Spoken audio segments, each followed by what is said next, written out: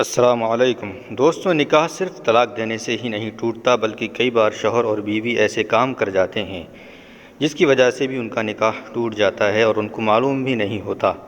اس لیے آج کی اس ویڈیو میں ہم 7 ایسے کام کے بارے میں بات کرنے والے ہیں جس کو کرنے سے اپنے آپ ہی نکاح یعنی بنا طلاق دیے ہی ٹوٹ جاتا ہے اور شوہر و میاں بیوی کا رشتہ ختم ہو جاتا ہے، اور ایسے میاں بیوی آپس میں ایک دوسرے کے لیے حرام ہو جاتے ہیں۔ اس لیے دوستو، آج کے معاشرے کی حالت کو دیکھتے ہوئے یہ ضرور کہوں گا کہ آج کی ہماری یہ ویڈیو بہت ہی زیادہ خاص ہے، جس میں ہمارے لیے ایک اہم معلومات ہے۔ تو دوستو، بنا اسکپ کیے آج کی ہماری اس ویڈیو کو غور سے اور پورا دیکھیے گا اور اپنے آپ کو ان 7 کاموں سے ہمیشہ دور رکھیے گا،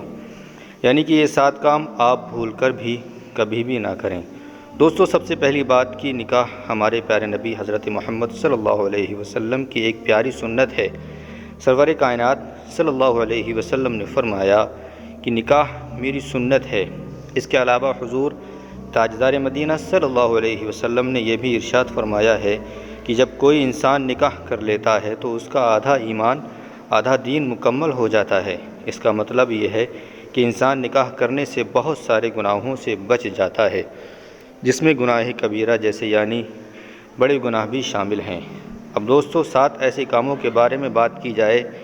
کہ جس کے بارے میں حدیث پاک میں آیا ہے کہ اگر ان 7 کاموں میں سے شوہر یا بیوی میں سے اگر کوئی ایک بھی کر لیتا ہے تو پھر انسان کا بنا طلاق دیے ہی نکاح ختم ہو جاتا ہے، یعنی میاں بیوی کا رشتہ اپنے آپ ہی ختم ہو جاتا ہے۔ پھر ایسے میاں بیوی ایک دوسرے کے لیے حرام ہو جاتے ہیں۔ کسی ایک کی موت ہونے پر سب سے پہلی بات یہ ہے، اگر کسی حادثے میں یا پھر کسی اور وجہ سے شوہر کی موت ہو جائے تو ایسی عورت کا نکاح اس شوہر سے اپنے آپ ہی ٹوٹ جاتا ہے۔ اسی طرح سے کسی بیوی کی موت ہو جائے تو ایسے شوہر کا اپنی بیوی سے نکاح ختم ہو جاتا ہے، ٹوٹ جاتا ہے۔ اس کا مطلب ہے کہ اگر شوہر یا بیوی میں سے کسی ایک کی موت ہو جاتی ہے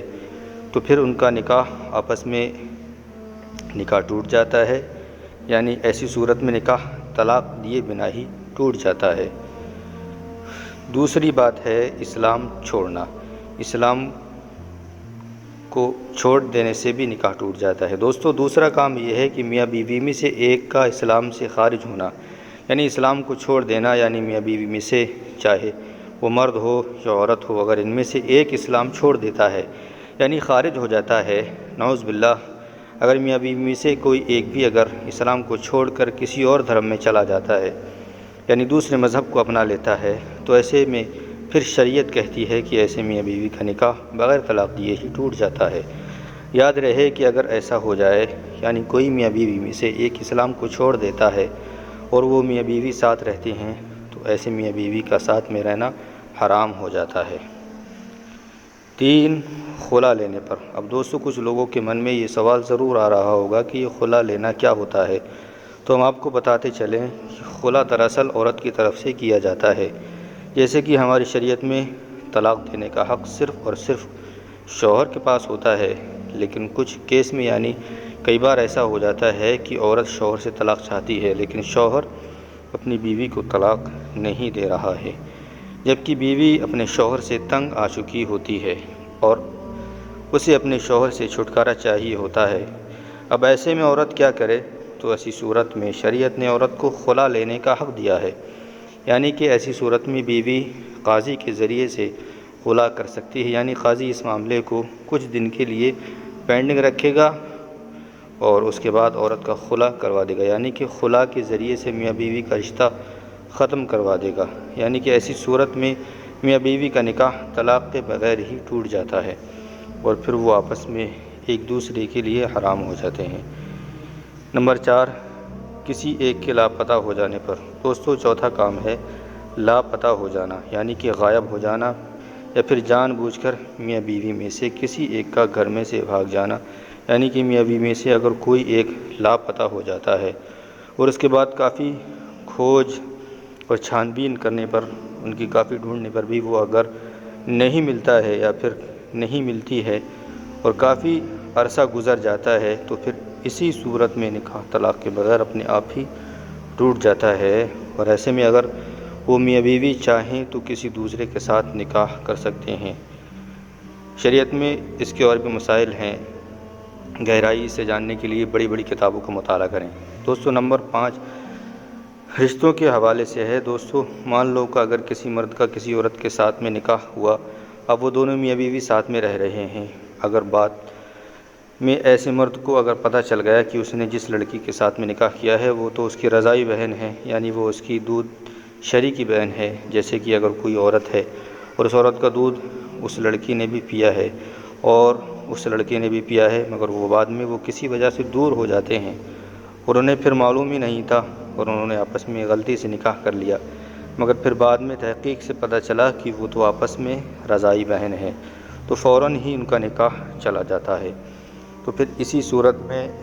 ان کا نکاح طلاق دیے بغیر ہی ٹوٹ جائے گا۔ نمبر 6 ایلا سے ہے۔ اب دوستو یہ سوال بھی کافی لوگوں کے من میں آ رہا ہوگا کہ یہ ایلا کیا ہوتا ہے، تو اس کے بارے میں ہم آپ کو بتاتے چلیں کہ اگر شوہر یہ قسم کھا لیتا ہے کہ میں اپنی بیوی کے ساتھ میں کبھی بھی ہم بستری نہیں کروں گا، یعنی کہ میں اپنی بیوی کے ساتھ میں کبھی بھی صحبت نہیں کروں گا، تو ایسی صورت میں بیوی ایلا کر سکتی ہے، یعنی کہ ایسی صورت میں بیوی بغیر طلاق کے بھی نکاح ختم کر سکتی ہے۔ اور آخری نمبر 7 ہے جو کہ رشتوں کے حوالے سے ہے۔ دوستو اگر کسی کا بیٹا 7 سال کا یا اس سے زیادہ کی عمر کا ہو جائے تو ان کو چاہیے کہ وہ اپنی ماں کے ساتھ نہ سوئے۔ اسی طرح سے اگر بیٹی 9 سال کی ہو جائے یا اس سے اوپر کی ہو جائے